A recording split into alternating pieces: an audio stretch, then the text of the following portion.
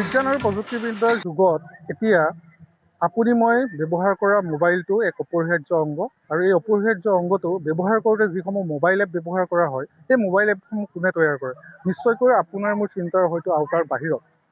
কিন্তু এই মুহূৰ্তত মই কেইজনমান যুৱক যুৱতীৰ বিষয়ে ক'ম আৰু যুৱক যুৱতী কেইজন হ'ল অসমীয়া যুৱক যুৱতী আৰু শিৱসাগৰৰ দাঁতিকাষৰীয়া চৰাইদেউ জিলাৰ তেওঁলোক যুৱক যুৱতী। তেওঁলোকে শেহতীয়াকৈ মোবাইল এপ তৈয়াৰ কৰিছে আৰু বহুলভাৱে চৰ্চিত হৈ পৰিছে। সেই যুৱক যুৱতী কেইগৰাকী মোৰ সৈতে আছে আৰু কিনো তেওঁলোকে প্ৰকৃততে তৈয়াৰ কৰিছে বা তেওঁলোকে এই মোবাইল এপ তৈয়াৰ কৰাৰ বাবে ক'ত উৎসাহ পালে, কি ধৰণে তেওঁলোকে অধ্যয়ন কৰিছিল বা কি ধৰণৰ শিক্ষা গ্ৰহণ কৰিছিল, এই কথা বতৰাবিলাক আমি পাতিম।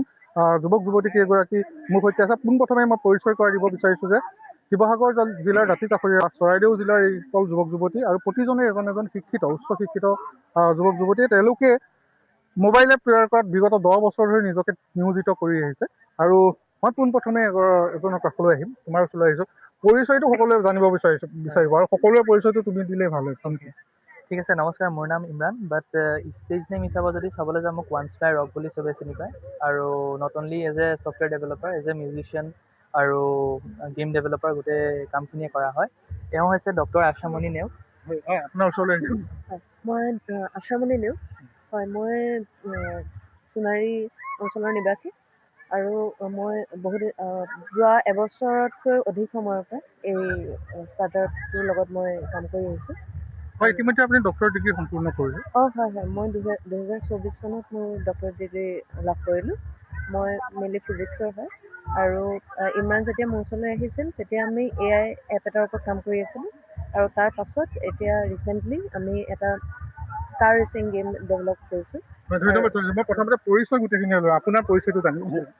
মোৰ নাম মহম্মদ মঞ্জুৰ আহমেদ। মই সোণাৰীৰ হয় আৰু কোৱালিফিকেশ্যনটো গ্ৰেজুৱেট হয়। মই আমেৰিকান ইউনিভাৰ্চিটিৰ পৰা কমপ্লিট কৰিছোঁ 2009ত। আৰু এতিয়া বিশেষকৈ আমি ওৱান স্কাই ৰকৰ লগতে ইনভলভ হৈ আছোঁ আজি লাষ্ট 10 years প্লাছৰ পৰা। আমি গোটেইখিনি এটা টিমে, আমি চব সোণাৰীৰে হয়।